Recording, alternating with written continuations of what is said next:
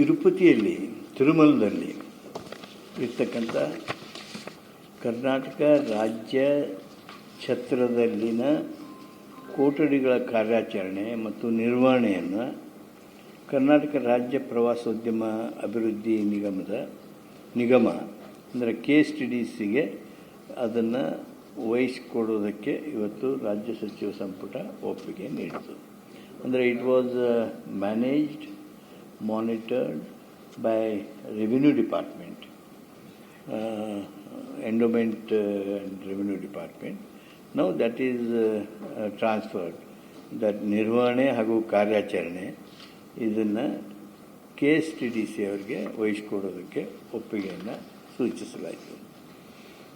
KSDL ಸಂಸ್ಥೆಯು ಬಿಜಾಪುರದ ಇಟ್ಟಂಗಿಹಾಳ ಕೈಗಾರಿಕಾ ಪ್ರದೇಶದಲ್ಲಿ 50 ಎಕರೆ ಜಮೀನನ್ನು ಖರೀದಿಸಲು ಹಾಗೂ ಯಂತ್ರೋಪಕರಣಗಳು, ಸಿವಿಲ್ ಕಾಮಗಾರಿಗಳು ಮತ್ತು ಅಗತ್ಯ ಮೂಲ ಸೌಕರ್ಯಗಳೊಂದಿಗೆ ಸೋಪು ಮತ್ತು ಮಾರ್ಜಕ ಉತ್ಪಾದನಾ ಘಟಕವನ್ನು ಒಟ್ಟು 227.91 ಕೋಟಿ ರೂಪಾಯಿಗಳ ಅಂದಾಜು ಮೊತ್ತದಲ್ಲಿ ಸ್ಥಾಪಿಸಲು ಆಡಳಿತಾತ್ಮಕ ಮಂಜೂರಿಯನ್ನು ನೀಡಲಾಯಿತು.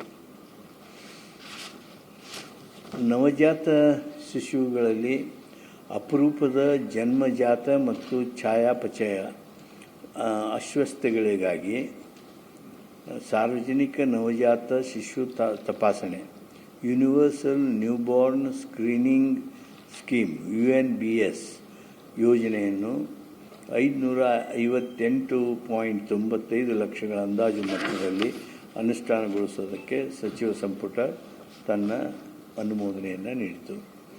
ಈಗಾಗಲೇ ಹೇಳಿದ ಹಾಗೆ ಹೈಸ್ಪೀಡ್ ರೈಲು ಕಾರಿಡಾರು ಕೇಂದ್ರ ಸರ್ಕಾರ ಪ್ರಾಯೋಜಿತ ಚೆನ್ನೈ ಬೆಂಗಳೂರು ನಡುವಿನ, ಹೈದರಾಬಾದ್ ಬೆಂಗಳೂರದಾಗಲೇ ಹೇಳಿದ್ದೆ, ಚೆನ್ನೈ ಬೆಂಗಳೂರು ನಡುವಿನ ಹೈಸ್ಪೀಡ್ ರೈಲು ಕಾರಿಡಾರ್ ಅನುಷ್ಠಾನಗೊಳಿಸಲು ಆಡಳಿತಾತ್ಮಕ ಮಂಜೂರಿಯನ್ನು ನೀಡಿದೆ.